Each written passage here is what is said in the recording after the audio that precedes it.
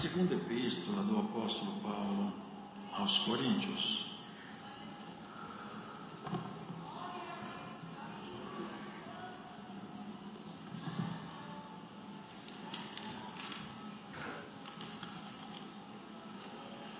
No capítulo de número 5. Segunda carta do apóstolo Paulo aos Coríntios, capítulo 5.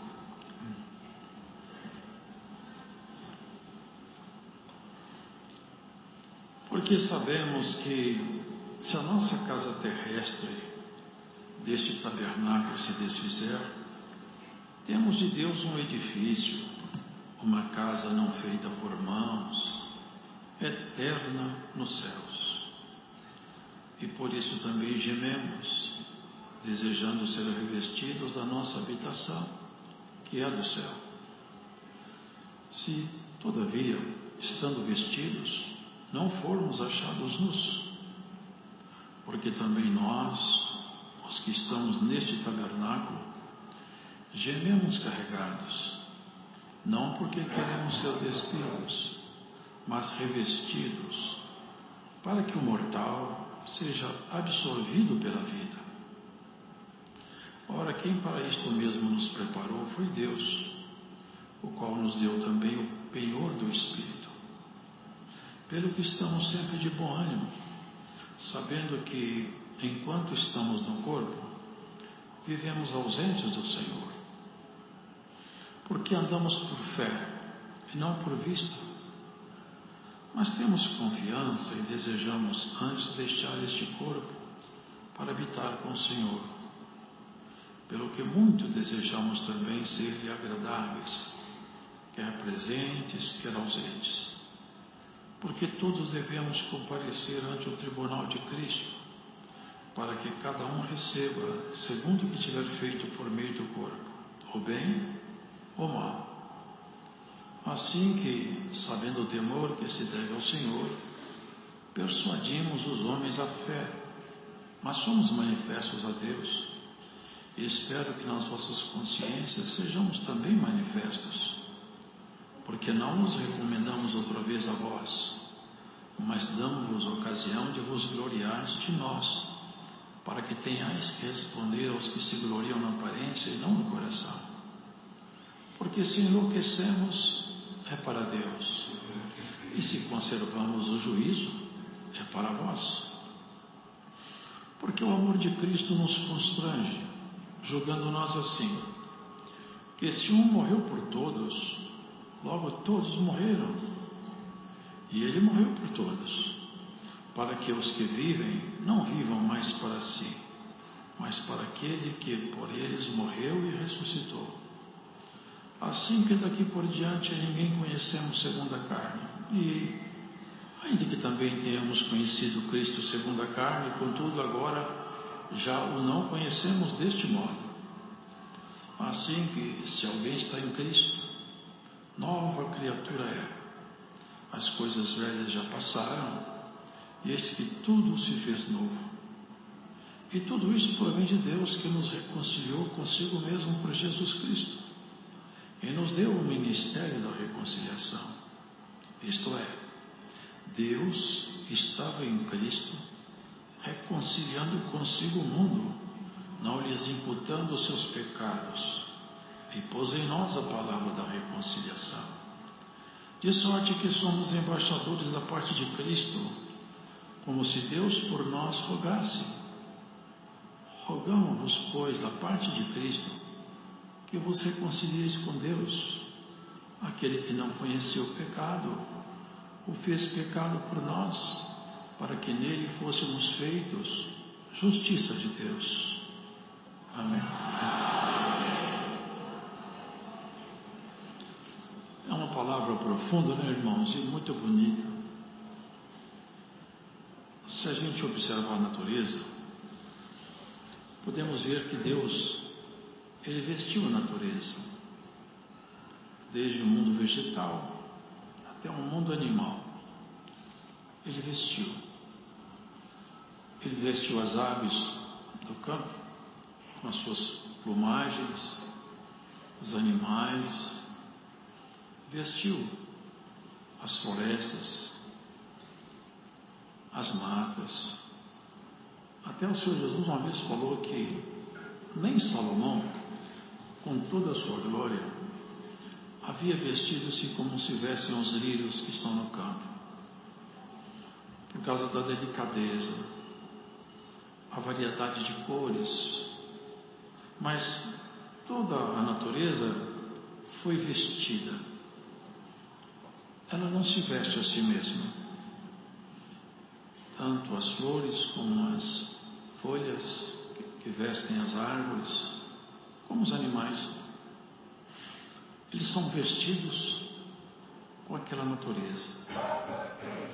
O ser humano não tem essa vestimenta que possa ele viver no mundo aí fora, no tempo de frio, no tempo de calor.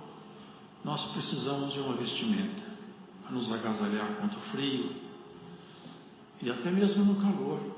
No deserto as pessoas se vestem, se cobrem todas, fica toda coberta, para que o calor causticante do deserto não torne então insuportável ficar ali. Essa é uma visão, da natureza, nós. E Paulo caminha nessas comparações. Ele começa falando que se a nossa casa terrestre, desse tabernáculo, se desfizer, os irmãos percebam que Paulo sabia que todo homem morre. Ele escreveu em Romanos: todos pecaram, todos estão destituídos da glória, todos morreremos.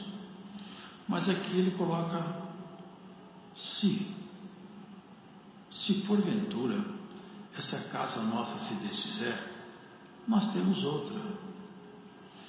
Aqui ele deixa um anúncio para o futuro, que é um anúncio profético, um anúncio do final de tempos. Se a nossa casa se desfizer, porque vai chegar um tempo e que as casas, os irmãos entendem o que são essas casas? São nossos corpos terrestres. Essa casa, esse tabernáculo, se desfizer, nós temos um outro. Ele está dizendo o seguinte: essa natureza biológica, natural, física, se porventura se desfizer na morte, porque pode ser que ela não se desfaça, não se sabe quando, mas ele fala na carta aos Tessalonicenses que nós devemos nos consolar uns aos outros, porque o Senhor virá com voz de arcanjo e com trombeta de Deus, e os que estiverem vivos não morrerão, serão transformados. Então aqui já deixa aqui uma anunciação profética.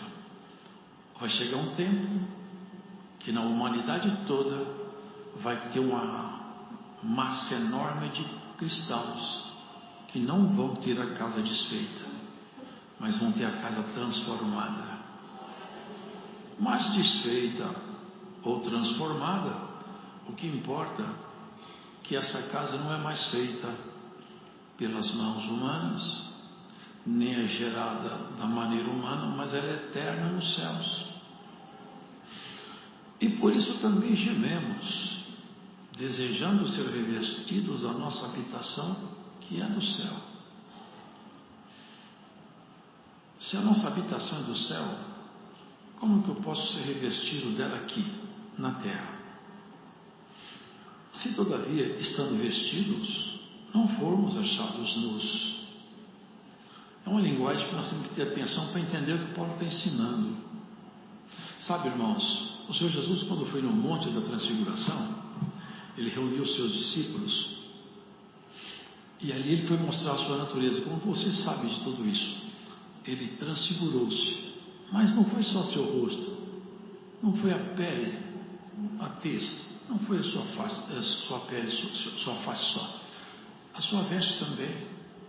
Sua veste ficou resplandecente.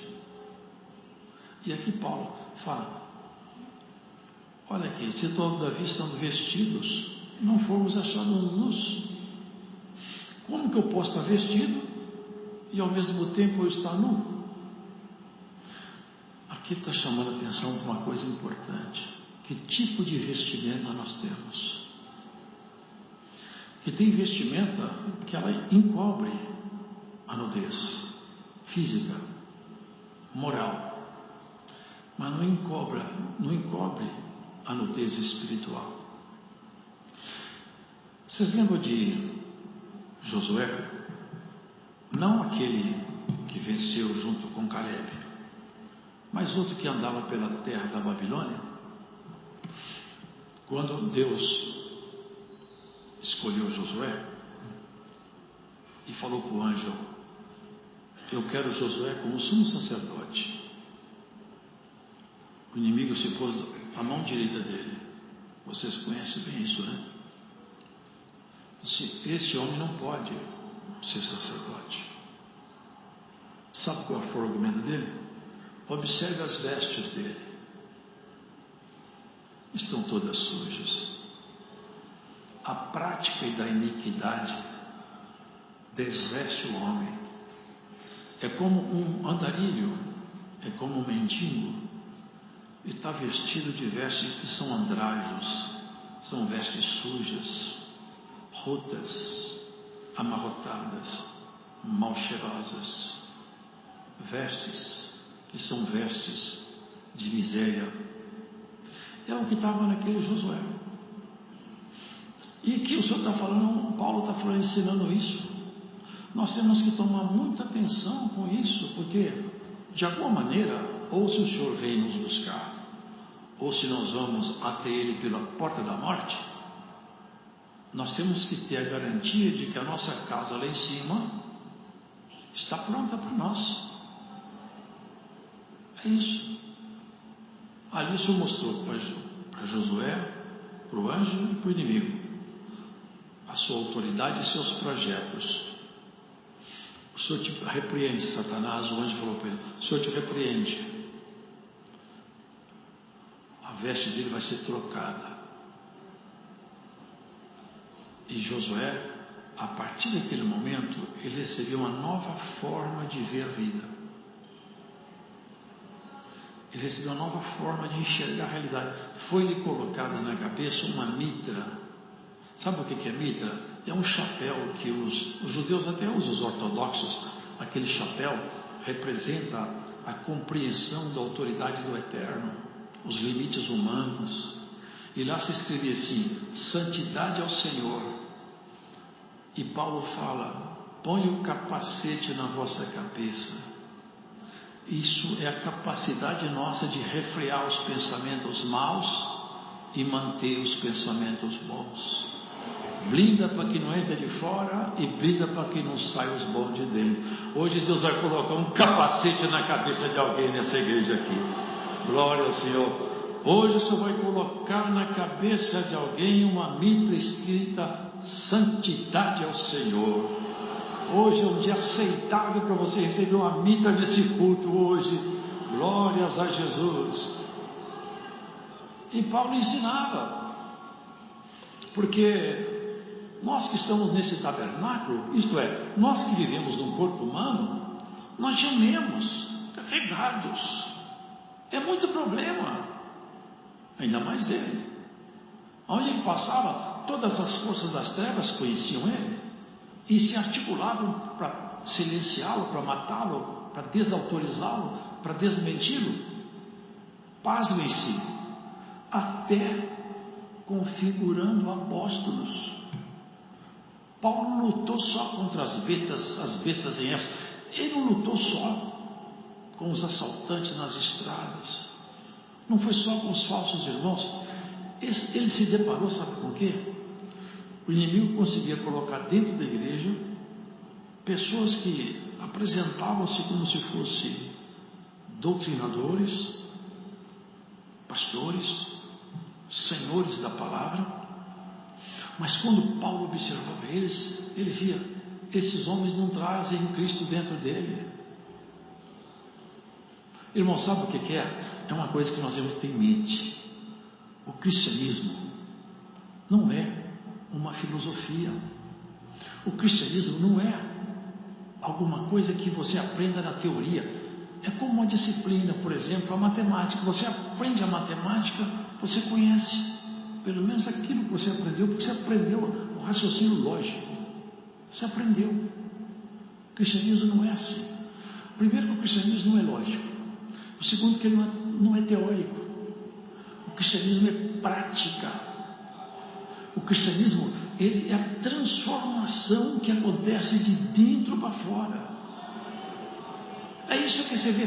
Quando Jesus foi crucificado, irmãos, a hora está acabando, mas quando Jesus foi crucificado, vocês podem observar, que a gente já comentou isso. A sua roupa foi rasgada, mas ele vestiu uma túnica única, sem nenhuma costura nela. Vocês podem ler depois com calma. Essa túnica não tinha nenhuma emenda, nenhuma costura. Tecida era um único tecido de alto a baixo. Na urdidura e na trama era um tecido só. E está escrito isso. Por que está escrito isso? Porque exatamente essa túnica não foi rasgada.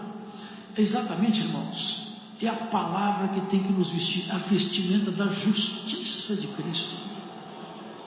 Quando nós nos vestimos da palavra, não quer dizer que eu memorizei a Bíblia, não quer dizer que eu recitei. Eu sou capaz de recitar alguma coisa, mas não quer dizer nada.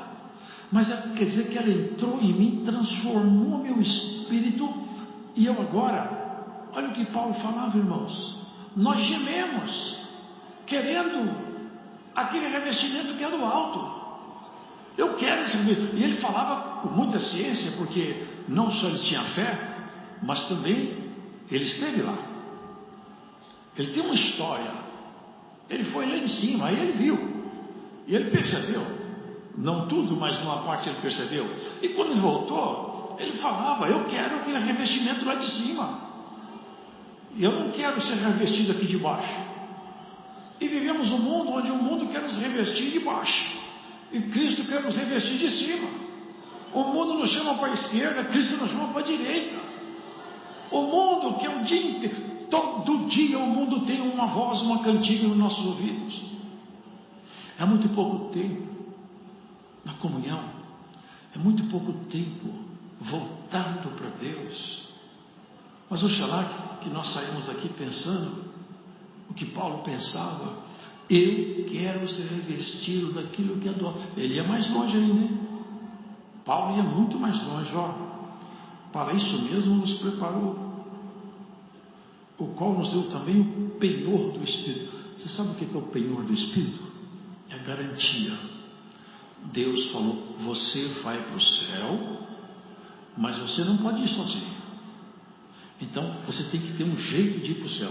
Eu vou te garantir a sua entrada no céu. O meu Espírito é a garantia que você vai para o céu. Meu Espírito vai entrar dentro de você.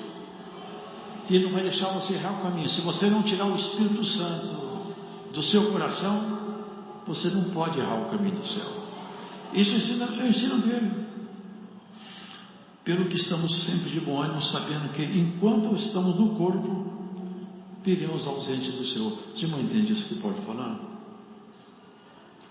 Isso aqui passa despercebido. Ele está dizendo o seguinte: enquanto eu estou nesse corpo, eu estou longe do meu Senhor.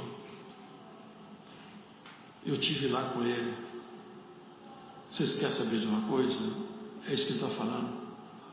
Se eu morrer, eu sou o homem mais feliz do mundo. Vou encontrar com o meu Senhor.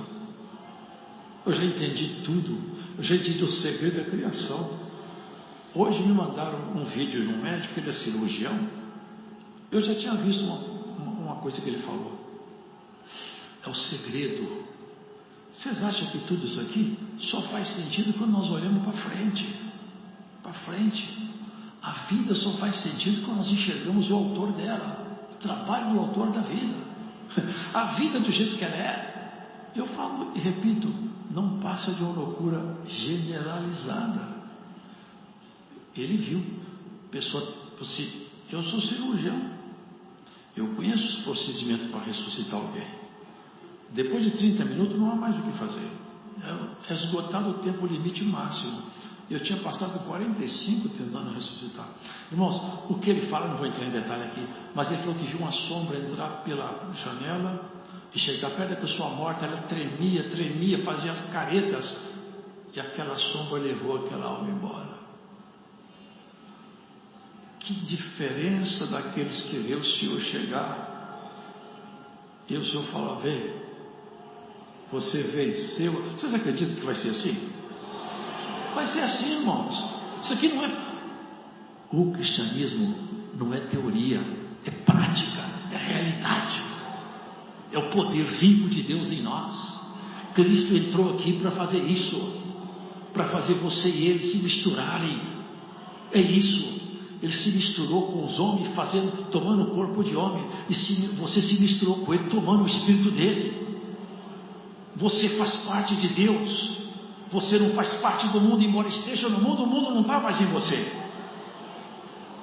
É maravilhoso demais o cristianismo.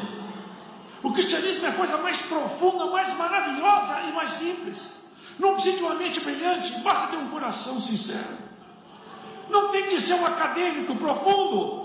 Pode ser um catador de lixo, pode ser quem seja. Se tiver um coração preparado, Jesus Cristo mora lá e as portas se abrem, e você vai dizer: eu quero morar onde Paulo queria, eu quero sentir o que Paulo sentia. Glórias a Jesus. Quem sabe falar o que Paulo falava? Será possível isso? Que Deus pode colocar no ser humano? Ele não só pode, como ele sai procurando, de tempo em tempo ele sai procurando qual o homem, qual a mulher que eu possa deixar alguma coisa minha, deixar alguma virtude, algum dom, alguma excelência, e vai passando procurando, e quando ele acha um coração, ele fala: que achei o coração, aqui fica alguma coisa minha, ali fica outra. Esse é o trabalho do Senhor, é isso que Paulo está falando. E vai mais longe, porque andamos por fé e não por vista. Olha o que ele fala, irmãos. Será que nós temos maturidade para falar isso que ele falou? Temos confiança, desejamos antes deixar esse corpo para habitar com o Senhor. É muita segurança, meu irmão. Não é que ele falou que ele tinha certeza que ia acontecer isso, porque ele tinha, mas ele fala mais: eu desejo deixar esse corpo. E eu não vou explicar com detalhes isso, mas quem é espiritual vai entender. Quem é espiritual vai entender. E encontra logo após, hein? Fica esperando não, hein? Mas não dá para explicar isso com muito detalhe. Mas saiu e já encontra com o Senhor. É encontro de paz. É encontro maravilhoso. E ele fala: nós vamos comparecer perante o tribunal do Senhor Jesus. Vamos prestar conta. Aqui, quando ele fala dos crentes, já não está falando para ver se vai ser condenado ou não. O crente vai perante o tribunal, não é mais para isso, mas é para tratar das recompensas. Você, eu te dei 10 talentos, o que você fez com ele? Eu te dei 5. Você, eu te dei 1. O que você arrumou com os talentos que eu te dei? Aqui já é a tratativa das recompensas. Vocês entendem? É isso que Paulo está falando. Persuadimos os homens à fé, mas somos manifestos a Deus, e espero que nas nossas consciências também sejamos manifestos, porque não nos recomendamos outra vez a vós, mas damos-vos ocasião de vos gloriar de nós, para que tenhais que responder aos que se gloriam na aparência. Ele está dando resposta aos falsos mestres, os doutores, que hoje nunca teve tanto, mas naquele tempo Paulo já tinha esse problema aí. E aqueles que se infiltravam na igreja apresentavam uma veste, mas atrás da veste o que tinha era outra coisa. O Senhor Jesus até falou sobre eles: por fora vocês parecem um cordeiro, mas olhando por dentro vocês são lobos. Vocês têm pele de cordeiro, mas tem cheiro de lobo, tem boca de lobo. É isso que ele fala, é isso que ele está falando aqui. Aqui você quer saber? Se nós enlouquecemos, é para Deus.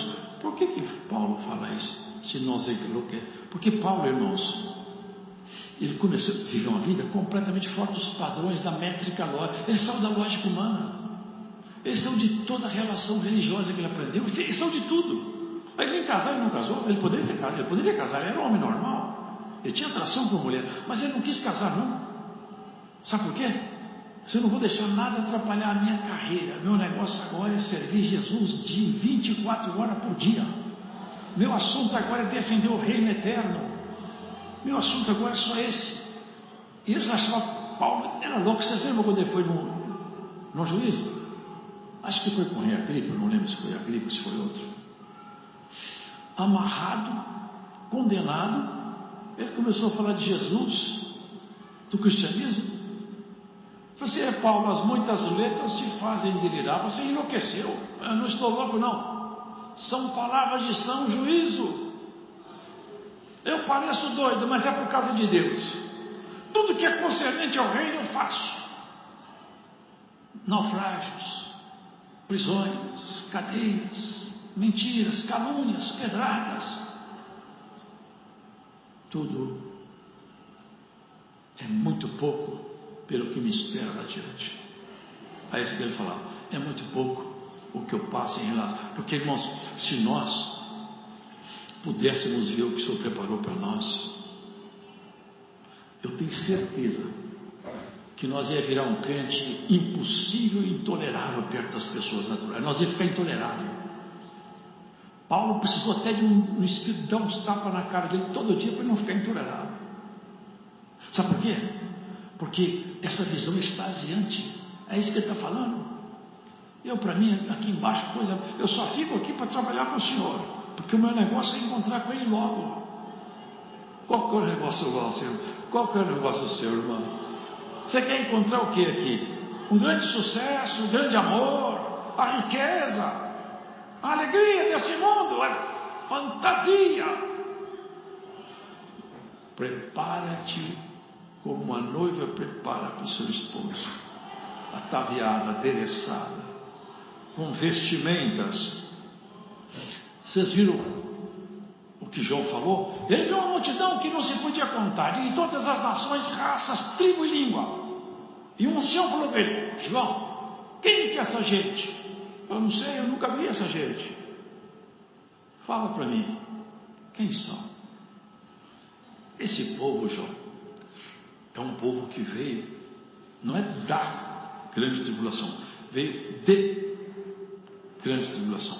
Ao longo da história, eles foram atribulados na terra. Mas vocês pensam, olha bem, João, olha a veste deles, tudo branca, João. Veste branca, João. Irmão, veste branca. Homem de Deus, veste branca. Santifica-te na graça que há em Cristo Jesus. Jejua, ora, canta, visita, fala de Deus, conta testemunho. Quando você foi esbofeteado numa face, fala, bendito seja Jesus Cristo, porque eu estou passando essa afronta. Desempregado, bendito seja Deus, porque Deus, com emprego ou sem emprego, eu vivo com Deus do meu lado me ajudando. Haja o que houver, Deus vai me ajudar. Não tem coisa mais maravilhosa lá no céu, quando aqui embaixo na terra alguém arrebentado, machucado, doente, cansado, fala, bendito seja Deus. Não tem problema que eu chore. O importante é que Deus continua gostando de mim, porque dele eu não largo de jeito nenhum. Entrou alguém que hoje na congregação do braço, sacudido pela prova, machucado, arrastado, o inimigo te arrastou pelo chão, te puxou pelos cabelos, você entrou quebrado, arrebentado aqui, o Espírito de Deus te fala, homem de Deus, ó mulher de Deus, a ira de Deus não está sobre você, é a ira do inimigo, e ele permitiu para te aperfeiçoar, por esse que eu tiro você dessa guerra. Glória a Jesus. Glória ao Senhor, você está se vestindo de veste branca. Eu já te mostrei isso um dia, que tua veste é branca. Ou o Senhor te mostrará que sua veste está branca. Ainda que o inimigo queira sujá-la, tua veste é branca. E vai ser cada vez mais branqueada no sangue do sacrifício, pela fé que você carrega. O Espírito de Deus vai fazer uma limpeza aqui hoje na congregação. Glórias a Jesus. O Senhor vai fazer uma limpeza aqui hoje. Vai trocar seus pensamentos. Vai mexer dentro do seu coração. Irmão, vou pregar, você está mostrando. Até uma veia entupida vai sarar hoje aqui. Glórias a Jesus. Eu sinto o Espírito de Deus aqui em mim, irmão. Bendito seja o Senhor. Guarde isso aí. Procure ter veste branca. Quando você falar, põe um guarda na tua boca. Meça as tuas palavras.